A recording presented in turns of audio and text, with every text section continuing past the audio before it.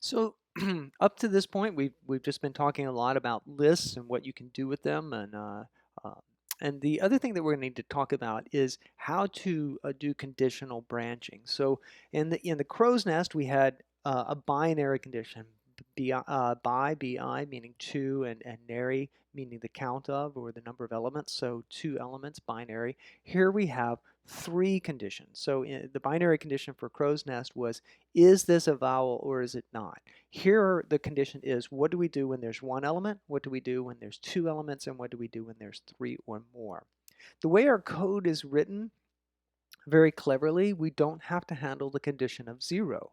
We were not going to have to deal with that inside our code because we made it a condition of the arguments themselves. We said in args equals to plus, which means one or more, which means that argparse will not even run the program unless it's been provided at least one argument. So inside our code, we don't have to handle the condition that the user didn't pass any items.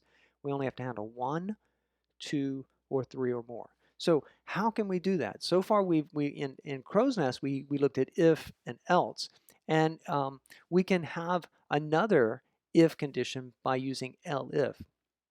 So I use a little bit of code here saying that, let's say that our three options are someone is their age is greater than 0, so it's a valid age. And then if they're 18 years old, if they're younger than 18, then they're still a minor. And then if their age is valid, so it's greater than 18, but they're not less than 18, then we're going to say they can vote. So this is the way I can write this, saying if age is less than 0, then I can print this is not possible.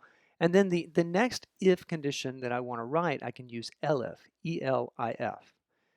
And then I put another conditional, another predicate there after, another something to test if the age is less than 18. And then I can have a fallback of else. It's not a requirement in Python that an if statement has an else, but it's almost always a good idea to write an else condition. There should be some sort of a default. If you don't have an else condition like this, maybe you initialize some variable to a default value, and then only if something has makes it change, then you would change the value, something like that. But you should define a default value. So those are pretty much all the elements that you're going to need to write the picnic program. What I suggest you do is to go into your picnic directory and run new py if you haven't done that already. Make sure that your usage statement lines up with what I've shown you. Figure out how to make that work correctly. Once you have figured out how to get the arguments into your program correctly, you've already done quite a bit of the work. You're going to need to have a sorted flag, and you can look in the argparse examples in the appendix to figure out how to create a flag and how to use it.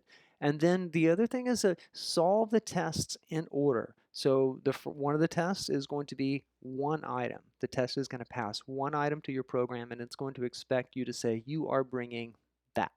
So just write an if condition. If the length of items is equal to 1, then print that item. You are bringing that. How do you get that one item out of a list? Just print that. Pass that test. Then try to handle the one where you're handling 2 items. When you're passing that test, then try to figure out how to handle 3. Don't try to write the entire program at once. Only write 1 or 2 lines of code at a time, then run your program, and then run your tests and see how you're doing.